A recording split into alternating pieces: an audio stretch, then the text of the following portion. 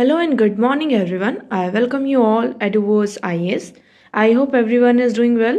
So, today is 12 December 2023, and we are going to discuss important news and articles from The Hindu newspaper. So, let's see what important news we got today to discuss. But before starting the video, for PDF join Telegram channel Eduverse IS. Link आपको description box में provided है. Make sure video को and तक देखें so that सारी important news आपकी यहाँ पर कवर हो. तो चलिए स्टार्ट करते हैं और देखते हैं आज हमें क्या क्या डिस्कस करना है. सो आज के न्यूज़पेपर में अगर आप देखेंगे तो ऐसा कोई भी इम्पॉर्टेंट आर्टिकल नहीं है जो हमारे एग्जाम के लिए इम्पॉर्टेंट हो. ऐसा नहीं कि आज एक भी इंपॉर्टेंट आर्टिकल नहीं, बट हमारे न्यूज़पेपर में पूरे न्यूज़पेपर आप उठाकर देखेंगे, जहां भी देखेंगे सिर्फ एक ही न्यूज़ है आपके लिए. क्या है? Supreme court upholds repeal of Jammu and Kashmir special status. तो सुप्रीम कोर्ट ने यहाँ पर क्या किया है, जम्मू एंड कश्मीर का जो स्पेशल स्टेटस उसको यहाँ पर रिपील कर दिया है. उसकी जो वैलिडिटी है उसको अपहोल्ड करके यहाँ पर रखी है. अब यहाँ पर इशू क्या था, अब आप सभी को यहाँ पर पता होगा 2019 में क्या हुआ था. 2019 में आर्टिकल 317 आर्टिकल 35A यहाँ पर इसे स्क्रैप कर लिया गया था, जो कि एक स्पेशल स्टेटस प्रोवाइड करता था जम्मू एंड कश्मीर को ना. उसके बाद इन 2019 में हमने क्या किया, इसे स्क्रैप किया, आर्टिकल 317 आर्टिकल 35A. उसके बाद क्या होता है, कुछ लोग यहाँ पर पिटीशन फाइल करते हैं सुप्रीम कोर्ट में, ये कहते हुए कि जिसके तहत, मतलब कि हम बात करते हैं आर्टिकल 370 की बात करते हैं. आर्टिकल 370 में एक क्लॉज है, आर्टिकल 370 सब क्लॉज 3. देखिए हम यहाँ पर डिस्कस करते हैं, आपको यहाँ पे पूरा क्लियर होगा सारी चीजें. सो देखिए पहले क्या था, a constitution application to Jammu and Kashmir order 2019 had replaced presidential order of 1954.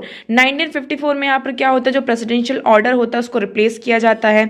उसके बाद फिर होता है, यहाँ पर हम बात करते हैं Jammu and Kashmir reorganisation bill यहाँ पर पास होता है पार्लियामेंट में, जिससे जम्मू एंड कश्मीर और लद्दाख 2 यूनियन टेरिटरीज, मतलब आपका जो जम्मू एंड कश्मीर होता है 2019 में क्या होता है, जम्मू एंड कश्मीर वो आपका 2 UT, एक लद्दाख और आपका जम्मू एंड कश्मीर में डिवाइड हो जाता है.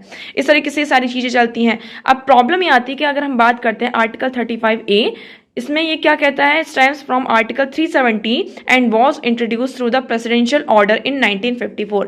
1954 में एक प्रेसिडेंशियल ऑर्डर आता है जिसके अंडर आर्टिकल 370 के अंडर में आर्टिकल 35A आपका यहाँ पर आता है, on the recommendation of the Jammu and Kashmir constituent assembly. तो यहाँ पर क्या होता है, जम्मू एंड कश्मीर की जो कॉन्स्टिट्यूएंट असेंबली थी, अब आपको यहाँ पर थोड़ा सा ध्यान देना है, ये जो वर्ड है किसके बारे में बात कर रहा है, कॉन्स्टिट्यूएंट असेंबली.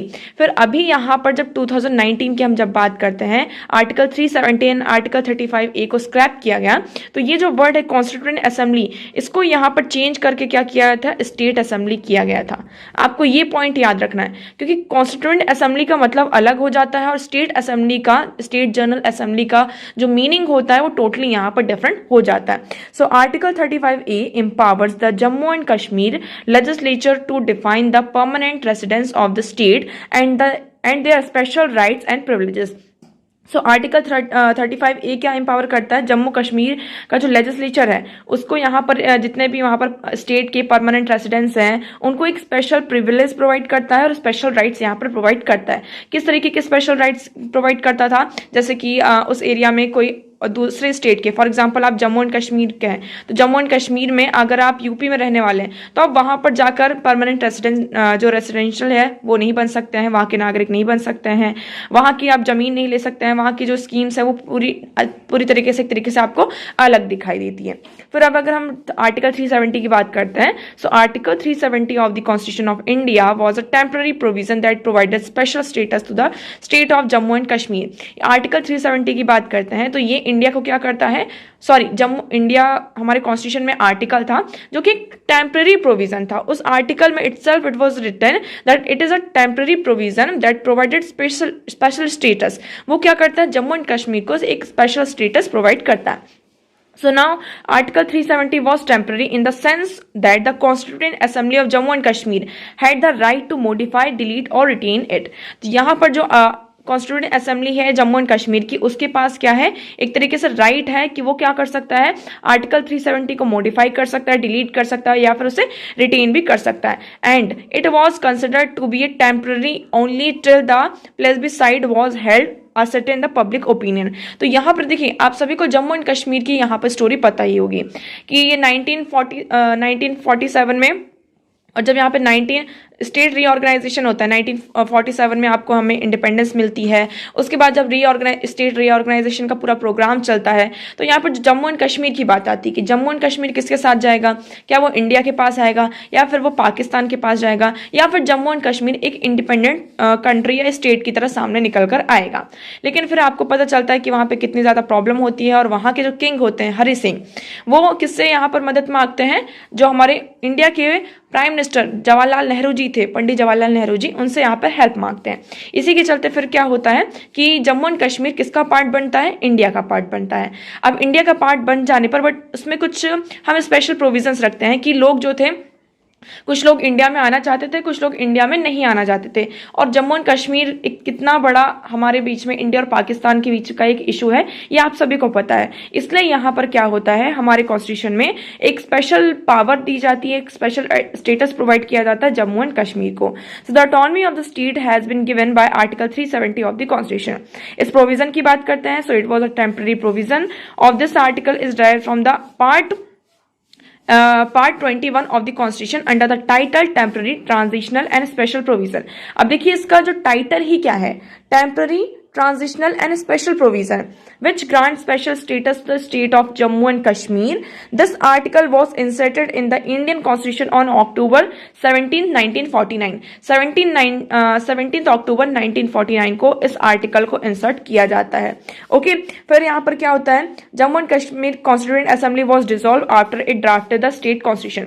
यहाँ पर जम्मू एंड कश्मीर की क्या बनती है, कॉन्स्टिट्यूएंट असेंबली बनती है कि वो स्टेट का, जम्मू एंड कश्मीर का आप सभी को एक टाइम पर पता होगा कि अलग से क्या था, वहां का कॉन्स्टिट्यूशन था। Okay, now clause 3 of the article 370 gives the president of India the power to amend its provision and scope. अब यहां पर आर्टिकल 370 की हमने बात कर ली कि ये क्या करता है, स्पेशल प्रोविजन प्रोवाइड करता है।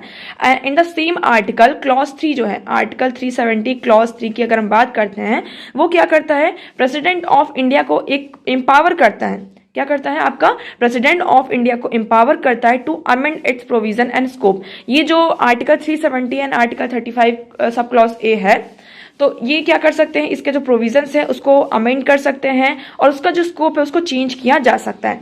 तो सेम थिंग हुई यहाँ पर। उसके बाद आप देखेंगे सब लोगों ने क्वेश्चन उठाया, क्वेश्चन ये उठाया कि जिस टाइम पर यहाँ पर आर्टिकल 370 को एब्रोगेट किया गया था, तो जो जनरल असेंबली, जो स्टेट कॉन्स्टिट्यूएंट असेंबली थी आपकी, वो मतलब कि काम नहीं कर रही थी उस टाइम पे, यहाँ पर रुकी हुई थी। लेकिन फिर ये कहा गया कि सी Jammu and Kashmir does not have any internal sovereignty different from other states and its status under article 370 is only a form of asymmetric federalism. यहाँ पर ये कहा जा रहा है कि जम्मू एंड कश्मीर के पास कोई भी इंटरनल सोवरेनिटी नहीं है लाइक द अदर स्टेट्स। लेकिन मतलब जैसे हमने ऐसा नहीं कहा कि इंडिया की सोवरेनिटी है, स्टेट की भी सोवरेनिटी है, लेकिन जैसे हर स्टेट में होता है, जम्मू एंड कश्मीर भी क्या है, इंडिया का एक पार्ट है, और जैसे हर स्टेट को यहाँ पे सोवरेनिटी दी जाती है वही इसका है, उसकी कोई अलग से सोवरेनिटी यहाँ पर नहीं है। ओके, सो आर्टिकल 370 क्या था, जो एक स्पेशल स्टेटस आपका प्रोवाइड कर रहा था, ये असिमेट्रिक फेडरलिज्म की तरह काम कर रहा था। From its historical context, it is clear that Article 370 is only a temporary provision. अगर हम historical context को उठाकर देखते हैं तो हमें ये समझ में आता है कि Article 370 was only a temporary provision, ये एक temporary provision था। So the President in exercise of the power under Article 370 subclause 3 can unilaterally issue a notification that Article 370 ceases to exist. Now अब यहाँ पर जो हमारे प्रेसिडेंट हैं उनको empowerment है, उनके पास पावर है अंडर आर्टिकल 370 सब क्लॉज 3 की, वो क्या कर सकते हैं, नोटिफिकेशन इशू कर सकते हैं और आर्टिकल 370 को यहां पर सीज कर सकते हैं। So when the constituent assembly was dissolve, it did not affect the president's power to declare it inoperative. अब प्रॉब्लम ये आ रही थी, लोगों ने जो पिटीशन फाइल की थी वो ये कहते हुए की थी कि जो कॉन्स्टिट्यूएंट असेंबली थी जम्मू एंड कश्मीर की, कॉन्स्टिट्यूएंट असेंबली डिसॉल्व थी उस टाइम पर, ठीक है। और कॉन्स्टिट्यूएंट असेंबली जब डिसॉल्व थी उसी टाइम पर यहाँ पर क्या किया गया, आर्टिकल 370 सब क्लॉज के तहत प्रेसिडेंट ने अपनी इस पावर का यूज किया। तो इसमें पिटीशन फाइल की कि ये जो पॉइंट है वो कैसा है, अनकॉन्स्टिट्यूशनल है। आपको इस पॉइंट पर ध्यान देना है कि कॉन्स्टिट्यूएंट असेंबली आपकी डिसॉल्व थी, पहली बात तो ये, और उस टाइम पर ये जब कॉन्स्टिट्यूएंट असेंबली आपकी डिसॉल्व थी, आर्टिकल 370 सब क्लॉज 3 का यूज किया गया, किसके द्वारा, प्रेसिडेंट के द्वारा, जिसके तहत उन्होंने क्या किया, आर्टिकल 370 को सीज किया, स्क्रैप किया। तो इस पर पूरा पिटीशन फाइल होता है। अब यहाँ पर सुप्रीम कोर्ट ने ये कहा है कि अगर कॉन्स्टिट्यूएंट असेंबली यहाँ पर डिसॉल्व थी तो इसका मतलब ये नहीं है कि वो क्या करता है, प्रेसिडेंट की जो पावर है उसको किसी तरीके से अफेक्ट करता है। तो यहाँ पर जो प्रेसिडेंट की power to declare inoperative, ये यहाँ पर गलत हो जाता है। तो इसी के चलते आपने यहाँ पर देखा कि सुप्रीम कोर्ट ने अभी जो जम्मू एंड कश्मीर का स्पेशल स्टेटस था उसको क्या किया है, अपहोल्ड करके रख दिया है। ओके, सो अभी भी हम बात करते हैं, बहुत सारे लोग इसको ये कह रहे हैं कि एक हिस्टोरिक डिसीजन है, एक बहुत ही अच्छा डिसीजन है, हम विजडम की तरफ हम आगे बढ़ रहे हैं। अभी भी अगर हम जम्मू एंड कश्मीर की बात करते हैं, ऑल्दो यहाँ पे वेरियस जो Jammu and Kashmir reorganisation bill है, जो जम्मू एंड कश्मीर का जो रिजर्वेशन बिल है, ये यहाँ पर पास हो चुके हैं, हमारे विंटर सेशन में स्टार्ट हो चुका है, हमने कुछ दिन पहले ही डिस्कस किया था। अब हम इस आर्टिकल को थोड़ा सा और डिस्कस करते हैं।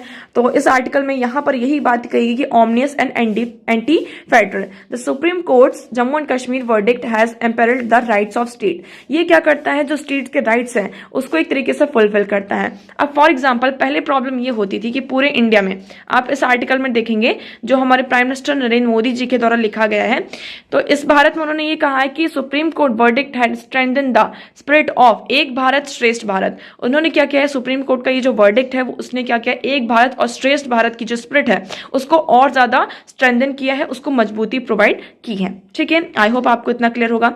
अब इसमें ये कहा जा रहा है कि एक तरीके से जो आर्टिकल 370 था और आर्टिकल 35 सब क्लॉज ए था, वो क्या बन रहा था, आपका एक ऑब्स्टिकल बन रहा था, मेजर पावर की तरह हम बन रहा था, जिसके कारण जो डाउन ट्रॉडन है आपके और जो पुअर है सबसे ज्यादा सफर कर रहे थे। सेंट्रल स्कीम कितनी सारी होती हैं, लेकिन क्या होता है, वो सेंट्रल स्कीम जितनी भी हमारी होती थी वो जम्मू एंड कश्मीर तक नहीं पहुंच पाती थी, जम्मू एंड कश्मीर के जो लोग थे उन तक नहीं पहुंच पाती थी। जैसे कि हम बात करते हैं वाटर कनेक्शन की, फाइनेंशियल इंक्लूजन होता है, हेल्थ केयर सर्विसेज यहाँ पर दी जाती हैं, आपका जो ओडीपी प्लस, तो ये बहुत सारी यहाँ पे स्कीम्स होती हैं जम्मू एंड कश्मीर तक नहीं पहुंच पाती थी। लेकिन जब से ये आर्टिकल 370 आपका स्क्रैप हुआ है, तब से ये सारी चीजें क्या है उन तक पहुंच पा रही हैं। सो आप यहां पर देखेंगे, सो की central schemes has attend saturation level that covering all section of society, these include the सौभाग्य एंड उज्ज्वला स्कीम। तो उन्होंने ये कहा कि अब जो सेंट्रल गवर्नमेंट स्कीम्स हैं वो क्या है, ऑल एक सैचुरेशन लेवल पर पहुंच चुकी हैं, जो ऑल सेक्शन ऑफ सोसाइटी को क्या करी, कवर करी, जैसे कि आपकी उज्ज्वला जैसे स्कीम है। उसके बाद जैसे कि हाउसिंग, टैप वाटर कनेक्शन की बात करते हैं, financial inclusion, health care, otherwise major challenges for the people, witness upgrade in the infrastructure. यहाँ पर जितने भी विलेजेस हैं उन्होंने ओडीपी प्लस जो स्टेटस है उसको अचीव किया है। गवर्नमेंट जो वैक्सीनेशन प्रोग्राम चलते हैं, करप्शन, फेवरेटिज्म, ट्रांसपेरेंट यहाँ पर आया है, IMR हैज ड्रॉन बेटरमेंट। तो एक तरीके से यहाँ पर जो टूरिज्म है वो बूस्ट हुआ है, इंफ्रास्ट्रक्चर बूस्ट हुआ है जब से आपका आर्टिकल 370 यहाँ पर स्क्रैप हुआ है। तो इंफ्रास्ट्रक्चर बूस्ट हुआ है, टूरिज्म यहाँ पर बूस्ट हुआ है, तो ये सारी चीजें यहाँ पर हमें देखने को मिलती हैं। तो इसका जो पूरा फायदा है वो किसको मिल रहा है, वहां के लोगों को मिल रहा है, क्योंकि जब तक ये स्पेशल स्टेटस था तो लोग इन सारी चीजों से क्या रहते थे, कहीं ना कहीं उनको इन सारी चीजों का बेनिफिट नहीं मिल पाता था। तो अगर हम जम्मू एंड कश्मीर की बात करते हैं, लद्दाख की बात करते हैं, तो वहां की जो ब्यूटी है, सरेन वैलीज हैं, मैजेस्टिक माउंटेन्स हैं, captivity, hearts of poets, artist, adventure for generations है, एक्स्ट्रा ऑर्डिनरी प्लेस है, जिसके कारण कई बार क्या होता था, हमें यहाँ पर ये देखने को मिलता था, ये जो वंडरफुल लोग मतलब चीजें हैं उनको हम विटनेस नहीं कर पाते थे कुछ प्रोविजंस की वजह से। बट यहाँ पर जो सोसाइटी भी थी वो बहुत ज्यादा कंफ्यूज सोसाइटी थी। ठीक है, सेंचुरीज तक हमने ये देखा, क्योंकि सेंचुरीज तक हमें क्या दिखाई देता है कि वहां पर कॉलोनाइजेशन था, है ना। आपका कॉलोनाइजेशन होने के कारण जो इकोनॉमिक और मेंटल सब्जुगेशन लोगों ने क्या किया, फेस किया। तो वहां की जो सोसाइटी थी एक तरीके से शॉर्ट ऑफ कंफ्यूज सोसाइटी थी। उसके बाद फिर क्या आ जाता है, जम्मू एंड कश्मीर का एक विक्टिम वाला फेस आ जाता है। ठीक है, फिर वहां पे स्पेशल स्टेटस दे दिया, तो जब आपका स्पेशल स्टेटस यहाँ पर दिया गया, प्रिविलेजेस दी गई, तो वो भी थोड़ा सा इग्नोर होने लगा। तो हमने अभी क्या किया है, हमने जम्मू एंड कश्मीर को अपने जो हमारा एक स्टेटहुड है उसमें यहाँ पर इंक्लूड किया है, जिससे उसका जो स्टेटहुड है यहाँ पर बना रहेगा। तो आई होप अब आपको ये पूरा आर्टिकल यहाँ पे क्लियर होगा। इस आर्टिकल में बस वही बातें की गई हैं, उसको प्रेस किया गया है कि कॉन्स्टिट्यूंट असेंबली वहाँ की 1957 में डिसॉल्व हो जाती है, बट स्टिल वहाँ पे फिर हमें देखने को मिलता है कि वो एक, जैसे कि हर स्टेट में स्टेट आपकी असेंबली होती है, स्टेट जनरल असेंबली, उस तरह वो वर्क करती है। Okay, so I hope this article is clear to you. Now अब हम मूव करते हैं हमारे क्वेश्चन की तरफ। तो आज का हमारा पहला क्वेश्चन है, with reference to solar water pumps consider the following statements. हम यहाँ पे बात कर रहे हैं किसकी, सोलार वाटर पंप्स की। So solar water can be used for running surface pumps and not for submersible pumps. तो इसमें ये कहा जा रहा है कि जो सोलार पावर होता है आपका, can be use for running surface pump, जो आपके रनिंग सरफेस पंप्स होते हैं उसमें यूज किया जाता है, ना कि सबमर्सिबल पंप्स में। Now second is solar power can be use for running centrifugal pumps not on the ones with piston. तो इसमें से कौन सा स्टेटमेंट आपका करेक्ट है, कौन सा इनकरेक्ट, ये आप लोगों को कमेंट सेक्शन में कमेंट करके बताना है। Second question is, right to privacy is protected as an इंस्ट्रिक्ट part of right to life and personal liberty. So which of the following is the constitution of India correctly and appropriately imply the above statement। यहां पर हमारे पास एक statement आता है, right to privacy is protected. Right to privacy किसके अंदर यहां पर प्रोटेक्ट है, आपका right to life and personal liberty. तो ये आपका किस आर्टिकल में अप्रोप्रिएटली यहां पर आपका एम्प्लॉय होता है। So article 14 and the provisions under the 42nd amendment of the constitution, article 17 and the directive principles of state policy of part 4, article 21 and the freedoms guaranteed in the part 3, article 24 and the provisions under the 44th amendment of the constitution. तो इसका correct answer क्या है, आप लोग comment section में comment करके बताएंगे। Video के एंड में आपको दोनों क्वेश्चंस के आंसर दिए जाएंगे, सो मेक श्योर आप वीडियो को एंड तक जरूर देखें। चलिए मूव करते हैं नेक्स्ट आर्टिकल की तरफ। सो आज का हमारा नेक्स्ट आर्टिकल है, how is the Odisha story to ensure food security. ये एक केस स्टडी की तरह आप इसको यहाँ पर ले सकते हैं, और हम ओडिशा से एक एग्जाम्पल ले सकते हैं। यहाँ पर ओडिशा हमारे लिए क्या बन सकता है, यहाँ पर एक मोटिवेटिंग फैक्टर बन सकता है कि हम भी क्या कर सकते हैं, हमारा एक इन्फ्लुएंसिंग फैक्टर बन सकता है जी, ये जो ओडिशा की आपकी स्टोरी है। So how is the Odisha story to ensure food security. अब हम बात करते हैं, जैसे कि आपकी कॉन्फ्रेंस ऑफ पार्टी 28 इसकी जो मीटिंग चल रही है 2023 की, United nation climate change conference, कहाँ, दुबई में। कब से, नवंबर 30 to 12 दिसंबर। आज 12 दिसंबर है, तो आज ये मीटिंग का क्या हो जाएगा, इस समिट का एंड होगा। उसके बाद यहाँ पर आपके कल आप देखेंगे वेरियस जो प्रोविजंस हैं, यहाँ पर क्या क्या चीजें हुई इस मीटिंग में, वो सारी चीजें हम डिस्कस करेंगे ना। यहाँ पर आप देखेंगे कि the worsening impact of the climate crisis paint a grim picture for the planet peace and prosperity. Disasters are projected to increase to 560 per year. अब इसमें ये कहा जा रहा है कि जिस तरीके से क्लाइमेट क्राइसिस हो रहा है, तो इसके अगर हम इन क्लाइमेट क्राइसिस को देखते हैं तो इससे क्या होगा, पर डे मतलब कि हर साल हमें यहाँ पर 560 जो डिजास्टर हैं वो प्रोजेक्ट किए जा रहे हैं कि हर साल हमें 560 से ज़्यादा क्या होंगे, डिजास्टर देखने को मिलेंगे। It means 1.5 disasters per day.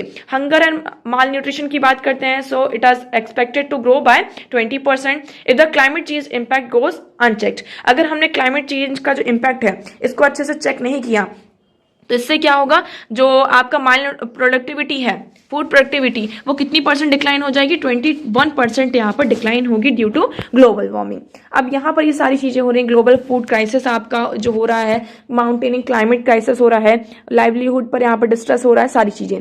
तो वहीं पर हम देखते हैं ओडिशा की एक ट्रांसफॉर्मेशनल जर्नी देखते हैं, ठीक है। तो ओडिशा की स्टोरी की अगर हम बात करते हैं तो specific theme in the current scenario, how the state strengthen food security by transforming agriculture through a community driven approach and build resilient to climate impact.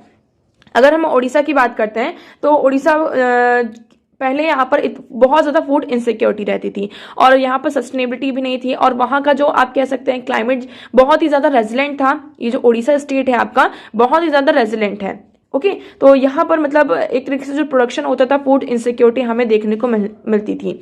अब यहाँ पर क्या हुआ, हमें एक करंट सिनेरियो देखते हैं कि स्टेट ने अपने आप को इतना अच्छा ट्रांसफॉर्म किया फूड सिक्योरिटी में कि आज के टाइम पर जो 4% हम बात करते हैं राइस का जो प्रोडक्शन होता है, तो उसमें जो कंट्रीब्यूशन है पूरे इंडिया लेवल पर 4% जो कंट्रीब्यूशन कहाँ से आता है, आपका ओडिशा से आता है। So in the past 2 decades Odisha has moved from importing rice from other states and making end meet to 2002 in 2022 producing 13.606 million tonne of food grains is highest production on the record. तो पहले क्या होता था, ओडिशा क्या करता था, दूसरे state से यहाँ पर इंपोर्ट करता था राइस को, बट आज के टाइम पर हम देखेंगे ओडिशा ही क्या कर रहा है, सबसे ज्यादा यहाँ पर प्रोडक्शन कर रहा है। यहाँ पर दो मेनली नोटेबल एस्पेक्ट्स हैं। A majority of farmers are small and marginal. यहाँ पे दो चीजें आपको देखने को मिलती हैं। पहली चीज क्या देखने को मिलती है ओडिशा में कि सबसे ज्यादा जो मेजोरिटी है वो किसकी है, स्मॉल और आपके जो मार्जिनल फार्मर्स है उनकी। And productivity has increase despite stable crop area. और वहां का जो एरिया है वो स्टेबल क्रॉप एरिया है, बट स्टिल हमें यहाँ पर इतनी ज्यादा प्रोडक्टिविटी इंक्रीज होती हुई नजर आई। क्यों, क्या था इसका रीजन? सो आप यहां पर देखेंगे एक हमारा कालाहांडी डिस्ट्रिक्ट है, पहले ये कहा जाता था लैंड ऑफ हंगर। जो कालाहांडी डिस्ट्रिक्ट ऑफ ओडिशा है, इसकी अगर हम बात करते हैं, it was known as land of hunger, but now it has transform into Odisha's rice ball.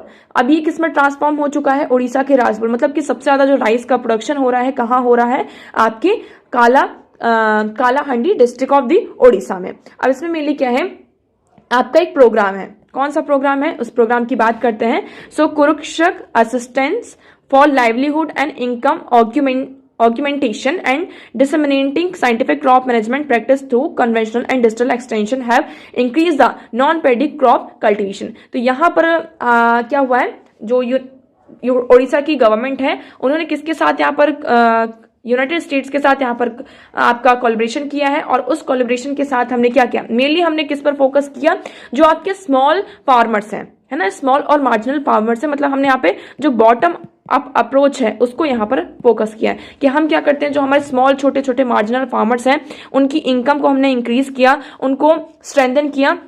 This has directly contributed to strengthening food security and creating resilient livelihoods। तो हमने किस पर मेनली फोकस किया, जो स्मॉल और आपके जो मार्जिनल फार्मर्स थे उन पर फोकस किया और उनकी इनकम को इंक्रीज किया। इसके कारण इसने डायरेक्टली क्या किया, जो फूड सिक्योरिटी है उसको स्ट्रेंथन किया और एक रेजिलेंट लाइवलीहुड की तरफ हम आगे बढ़े। तो हमारा जो सस्टेनेबल डेवलपमेंट गोल SDG 2 जो है, जीरो हंगर की हम बात करते हैं, उसको अचीव करने में हम यहाँ पर सक्षम हो पा रहे हैं।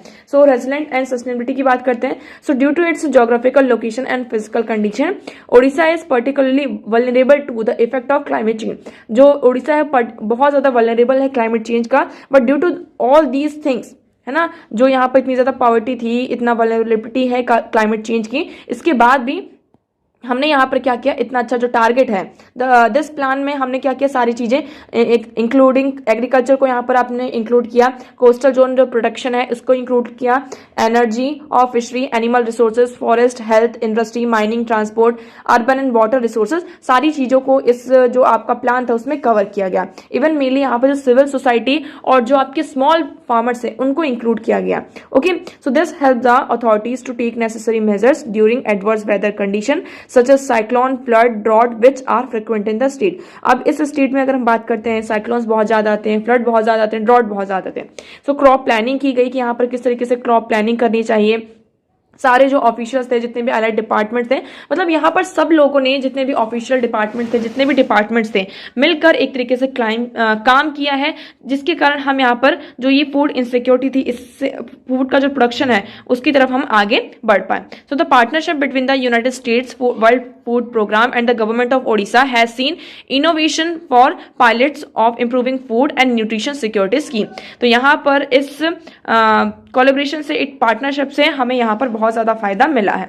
Okay, so Odisha transformative journey from food grains scarcity, so generation of surplus sustain efforts in climate proofing its agriculture system, crop diversification, protection and interest in the small holders, food and nutrition security for the vulnerable, present a unique development model for other states in the context of challenge of global climate change। तो global जो climate change हो रहा है उसके context में अगर हम बात करते हैं, तो ये जो ओडिशा की आपकी ट्रांसफॉर्मेटिव जर्नी है, ये हमारे लिए क्या बन सकती है, एक बहुत ही इन्फ्लुएंसिंग फैक्टर बन सकता है। Okay, so I hope this article is clear to you. Now अब हमारे पास ऐसी कोई भी न्यूज नहीं है जो एग्जाम के लिए इंपॉर्टेंट हो। जो भी इंपॉर्टेंट चीजें थी वो हमने सारी चीजें यहाँ पर डिस्कस कर ली हैं।